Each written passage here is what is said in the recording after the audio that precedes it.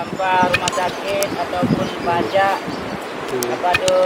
Syedaralun, tim panitia khusus atau Pansus 4 bidang pembangunan DPRK Aceh Selatan menemukan tumpukan limbah medis atau B3 di TPA Pasirasian, Kecamatan Pasiraja pada Jumat 10 Juni 2022. Ketua Pansus 4 LKPJ tahun anggaran 2021 DPRK Aceh Selatan, Hadi Surya, kepada serambinews.com pada Sabtu 11 Juni 2022 mengatakan, limbah medis dalam kantong hitam yang dibuang di lokasi TPA tersebut sudah menyalahi aturan.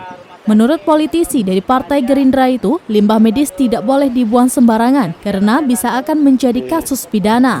Sementara pihak rumah sakit atau puskesmas diketahui telah melakukan kontrak dengan pihak ketiga untuk pembuangan limbah. Dalam konteks ini, Hadi Surya menyayangkan lengahnya kinerja Kepala DLHK Aceh Selatan yang kabarnya 2 hari yang lalu berkunjung ke lokasi TPA tapi tidak melakukan tindakan apapun. Ia juga meminta kepada pihak kepolisian untuk segera turun tangan menyelidiki persoalan limbah medis tersebut.